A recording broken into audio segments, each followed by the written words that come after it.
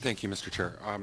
Minister, in the campaign, and this is to do with the meeting today, there was a promise that the government was going to go to 25-1 for caseworkers per client, and that was a promise that was made. It was sold to veterans, to employees.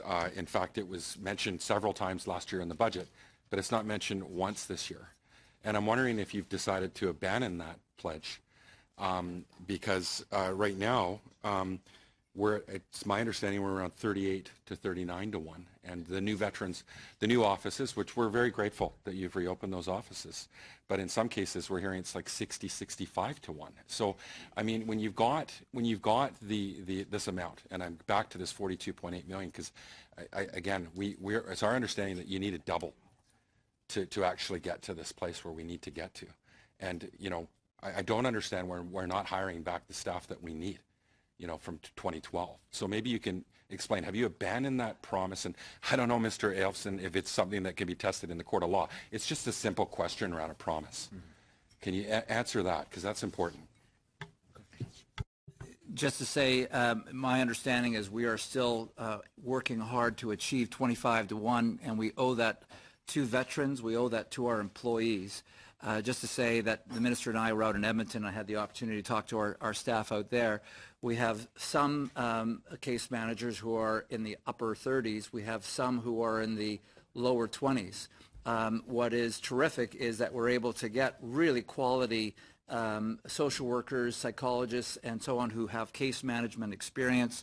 I met with a whole bunch of them, put them through a boot camp, and then slowly increase their caseload in order to take from those who have been around for a while. Now, when we asked for additional folks a few years ago, we had an expectation of below about 10,000 folks who were case managed. For a whole host of reasons, we're north of 12,000 case managed veterans. And so we're actually out there on an active basis trying to hire the right folks, put them through a boot camp, get into the offices, and then cross-level workloads, and this is an ongoing basis. This is tough work. Case management in this kind of business, many of you have worked in communities, this is tough work. And so getting the right kind of people with the right kind of skills is absolutely essential, and then retaining them.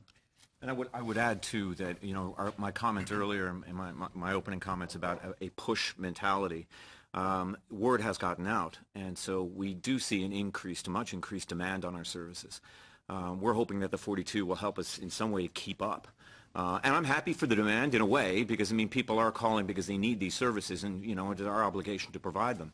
But you know, we have a challenge. You've identified a significant challenge, and that is just to keep up, to make sure that we can provide these services. Minister, will the government be able to come back and tell us what is needed to get us to 25-1? What is needed to get the backlog to zero, not just for the next 2 years, permanently, so this never happens again? Would the minister be able to come back with those numbers so we know what we need to do? It's the right thing to do that proper analysis and come back and so we can talk about how we're going to get there. I have a strong suspicion, Mr. Johns, that those numbers are more elusive than we think. But all I can tell you is we are bound and determined to bring it to zero. Thank you. That is today's time for testimony.